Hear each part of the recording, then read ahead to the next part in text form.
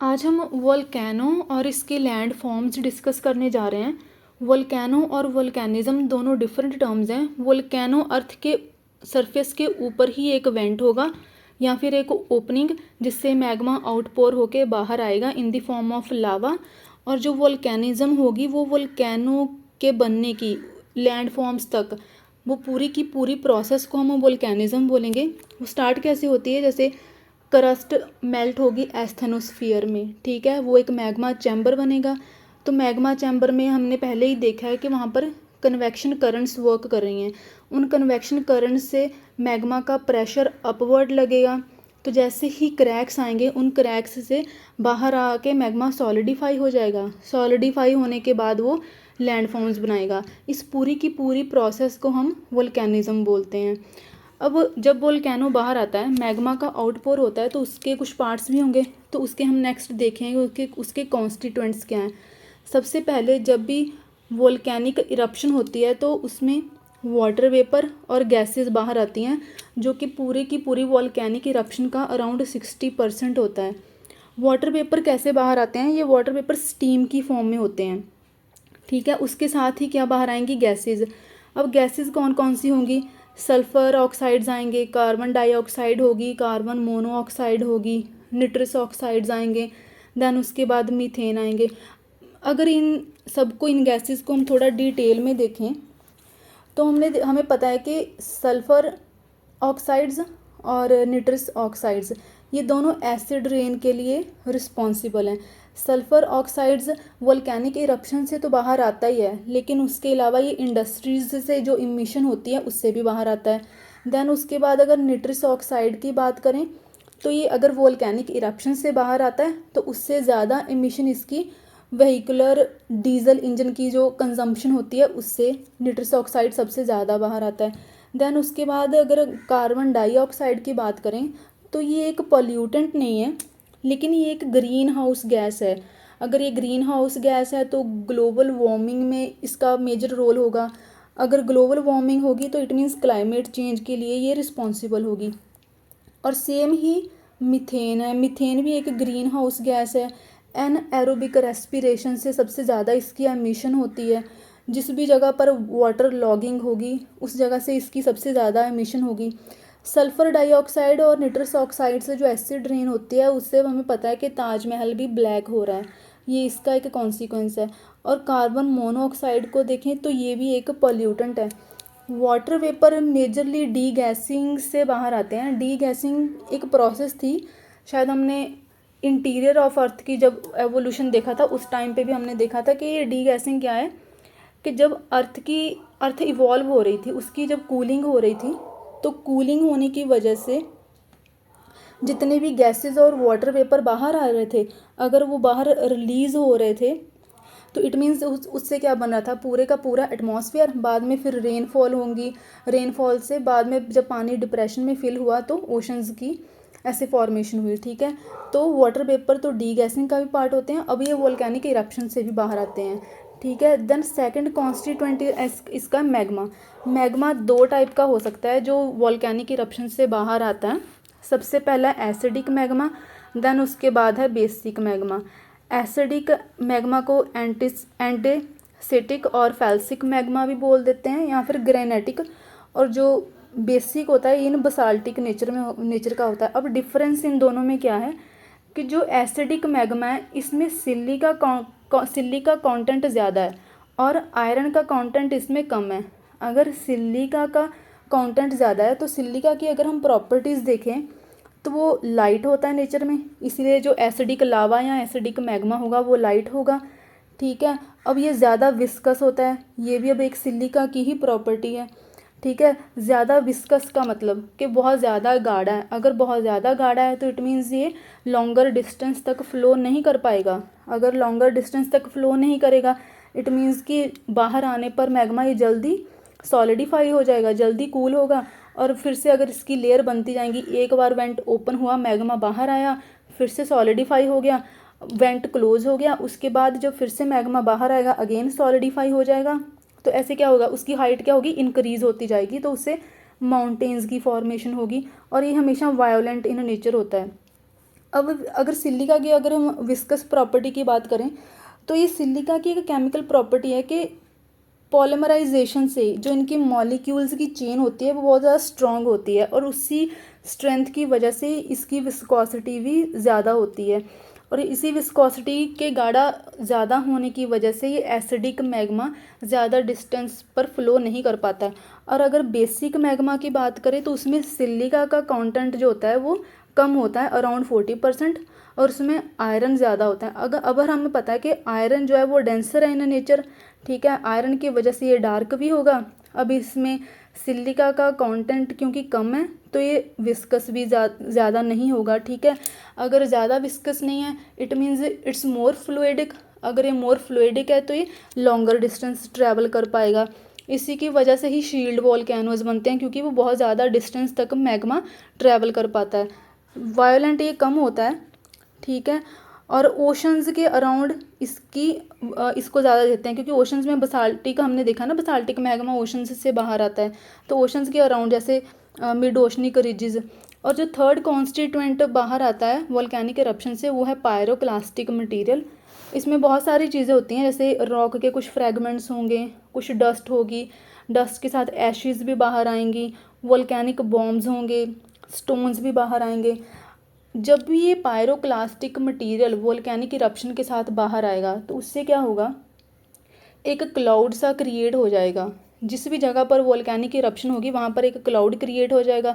अब इसका मीनिंग क्या है कि जब वो क्लाउड क्रिएट होगा उससे क्या सन की लाइट जो इनकमिंग इंसोलेशन होगी वो कम हो जाएगी।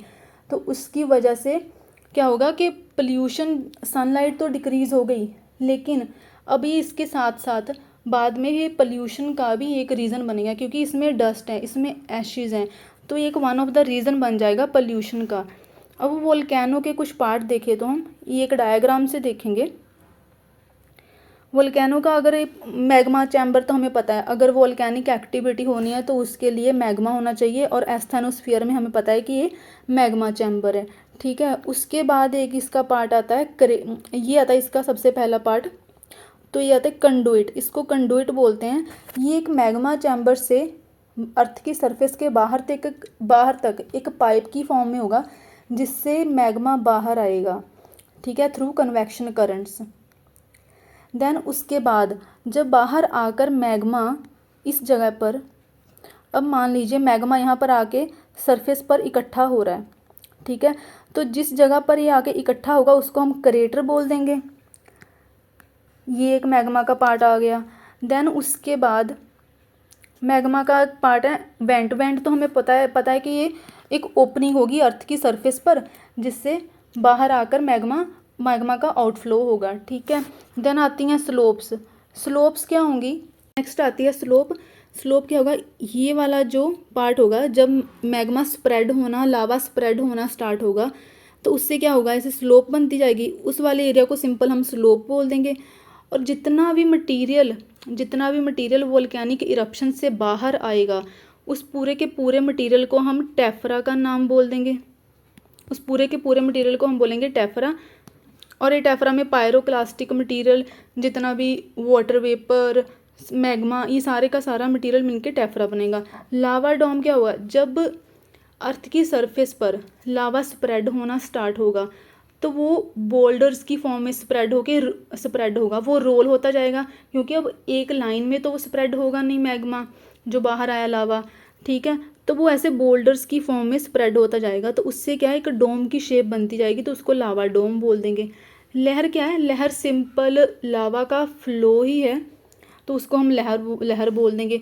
वोल्केनो के होने के रीजंस क्या हैं, रीज़न हमें पता है कि रेडियो एक्टिव मटेरियल की वजह से हीटिंग होगी, हीट है तो उसकी वजह से कन्वेक्शन करंट्स बनेंगी, रेजिडुअल हीट से भी कन्वेक्शन करंट्स बनेंगी और कन्वेक्शन करंट्स बनेंगी तो मैग्मा बाहर आएगा।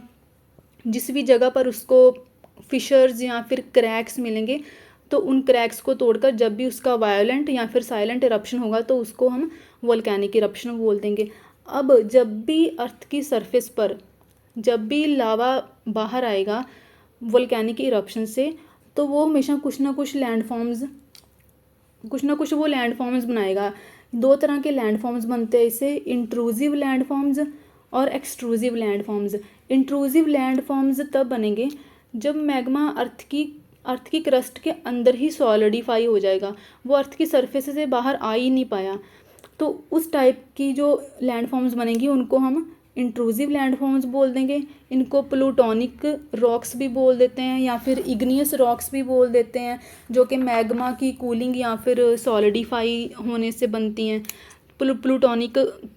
प्लूटोनिक रॉक्स बोल दिया क्योंकि ये अर्थ की क्रस्ट के अंदर ही मैग्मा सॉलिडिफाई होके कुछ लैंड फॉर्म्स बनाएगा। ठीक है, अब ये डिफरेंट टाइप्स के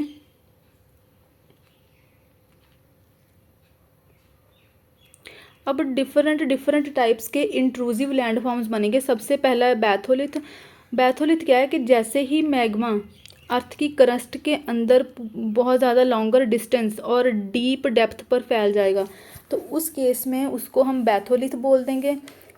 इसके कुछ हल्के डोम्स भी होंगे, डोम की शेप होगी, लेकिन ये सबसे ज़्यादा डीप होगा बैथोलिथ।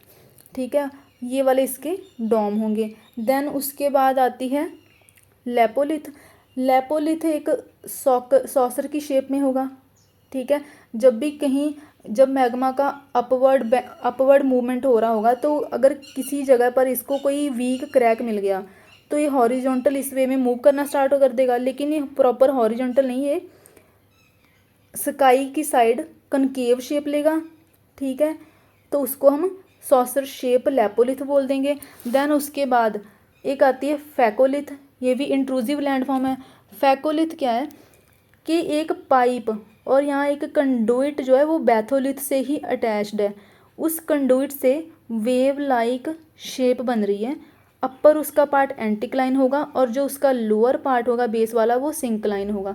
इसको वेव लाइक जो शेप बनेगी इसको हम फैकोलिथ बोल देंगे। और इंट्रूसिव लैंड फॉर्म है लैकोलिथ। लैकोलिथ का क्या डिफरेंस है कि ये भी एक कंडुइट से ही अटैच्ड है, लेकिन इसका एक प्रॉपर डोम शेप बनेगा, तो एक ये मशरूम की शेप लेगा, इसको हम लैकोलिथ बोल देंगे। देन अगर डाई का है, देन सिल है। सिल क्या है, मैग्मा की सिंपल हॉरिजॉन्टल मूवमेंट हुई और अगर वर्टिकल मूवमेंट हुई तो उसको हम डाइक बोल देंगे। यूपीएससी पर्सपेक्टिव से इनके नेम, शेप यही इंपॉर्टेंट है, इससे ज़्यादा इंपॉर्टेंट नहीं है इंट्रूसिव लैंड फॉर्म में। और एक्सट्रूसिव लैंड फॉर्म की बात करें तो इसमें डिफरेंट टाइप के शील्ड वोल्केनोज, कॉम्पोजिट वोल्केनोज बनेंगे।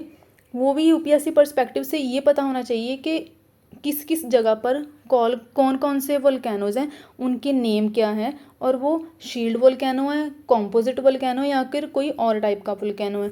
So next is extrusive volcanic landforms. सबसे पहले है शील्ड वोल्केनो। शील्ड वोल्केनो अर्थ की सरफेस का लार्जेस्ट पार्ट कवर करते हैं। बसाल्टिक नेचर के होते हैं ये।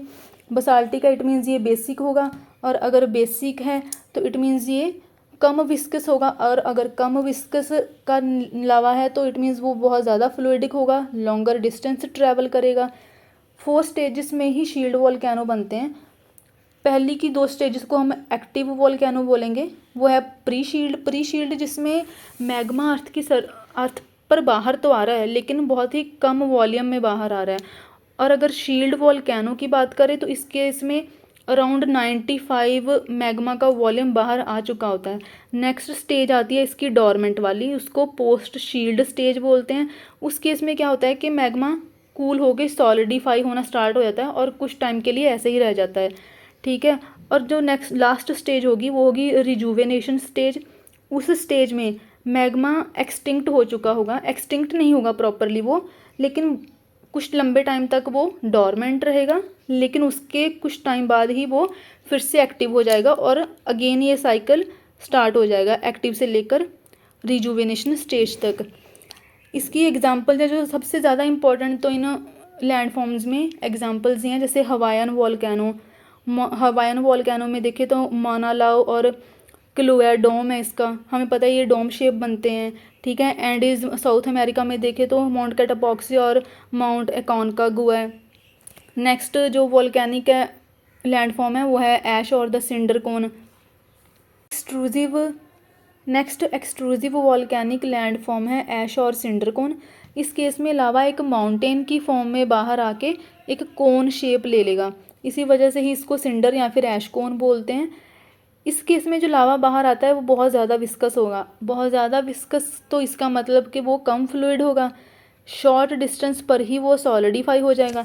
जितनी जल्दी लावा या फिर मैग्मा सॉलिडिफाई होगा उतनी ही ज़्यादा वो एक्सप्लोजिव होगा, उतना ज़्यादा वो एक्सप्लोजिव या फिर वायलेंट होगा, क्योंकि वो जल्दी कूल डाउन हो रहा है। उसके बाद अगेन फिर से अगर वेंट ओपन हो रहा है तो मैग्मा अगेन आकर वो सॉलिडिफाई हो रहा है, जल्दी कूल हो रहा है, तो इससे क्या होगा, एक एक्सप्लोजन या फिर वो वायलेंट नेचर का बनेगा। इस फाउंटेन में ऐशेज़ आएंगी या फिर रॉक फ्रेगमेंट्स होंगे, इसी वजह से इसको ऐश कोन भी बोल देते हैं। और इसकी बेस्ट एग्जाम्पल है माउंट नोवो नेपल्स में और एक मैक्सिको में है।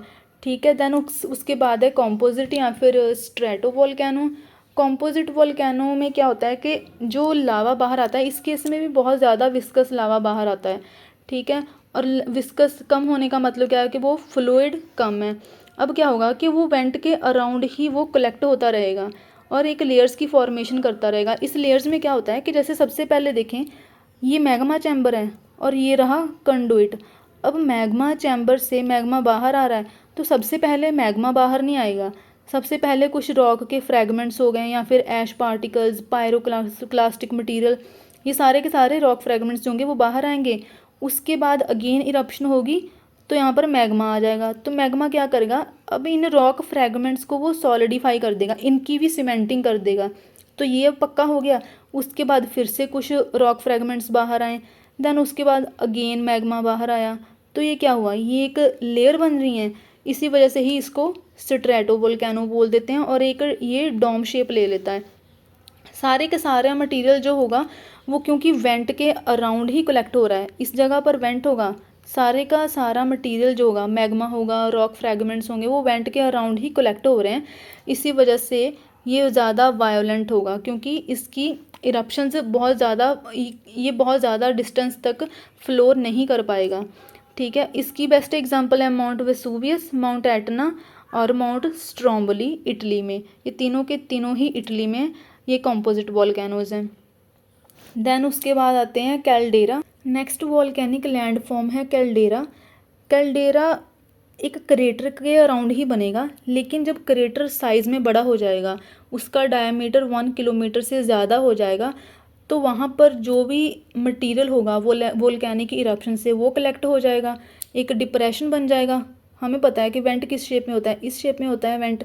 जैसे ही इसका इरोजन्स वगैरह से इसका जब साइज़ बड़ा होता जाएगा, अराउंड 1 किलोमीटर इसका डायमीटर हो जाएगा, तो इसके उस केस में सेम ही क्रेटर को हम कैल्डेरा बोल देंगे।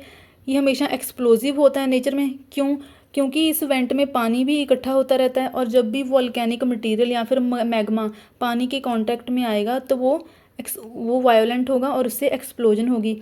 अब इन डिप्रेशंस में क्या होता है, विद टाइम पानी इकट्ठा होता रहता है, जिसकी वजह से कैल्डेरा लेक और क्रेटर लेक की फॉर्मेशन होती है। Next land form flood basalt province है या फिर फिशर टाइप और या फिर लावा प्लेटूज। इस केस में फ्लूइडिक बेसिक लावा बाहर आता है।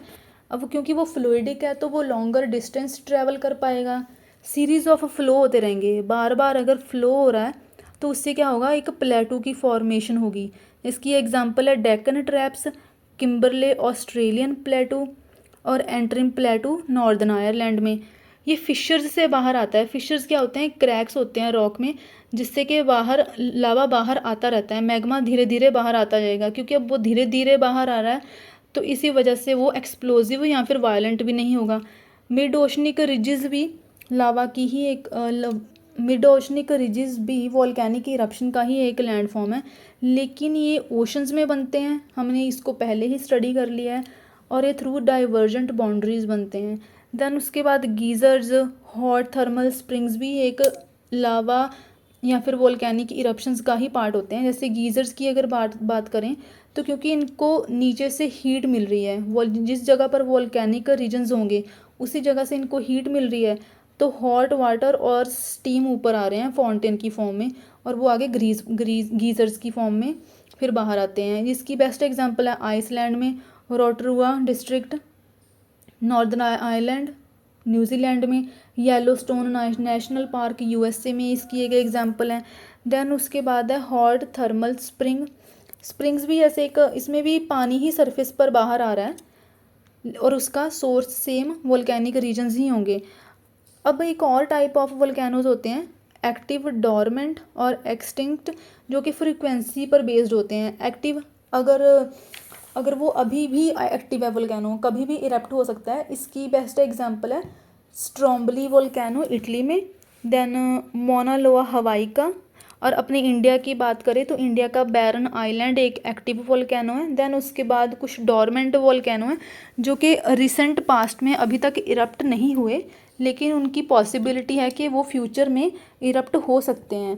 ठीक है, इसकी एग्जांपल है माउंट वसूवियस जो कि इटली में है, देन माउंट कराकाटो जो कि इंडोनेशिया में है। ठीक है, देन नेक्स्ट है उसके बाद एक्सटिंक्ट वोल्केनो, जो कि बहुत ही ज़्यादा लंबे टाइम से अभी तक इरप्ट नहीं हुए हैं और नियर फ्यूचर में भी उनकी बहुत कम पॉसिबिलिटी है कि वो इरप्शन उनकी होगी। जैसे कि माउंट फुजियामा जापान में एक एक्सटिंक्ट वोल्केनो है। दूसरी है Hawaiian type nature based eruption कैसी हुई, ये वैसे डिफरेंट इनको नेम दिए गए हैं जगह के बेस्ड पर, मतलब कि कौन सी जगह है। अगर हवाईयन में है तो हवाईयन टाइप उनको बोल दिया। स्ट्रोम्बलियन इटली का हमने देखा। देन वोल्केनियन टाइप जो कि वायोलेंट होते हैं। पेलियन जो कि माउंट पेले वोल्केनो है उसके उसके जैसा अगर वोल्केनो होगा तो उसको पेलियन वायोलेंट, तो उसको पेलियन वोल्केनो बोल देंगे। वसूवियन माउंट वसूवियन जैसा।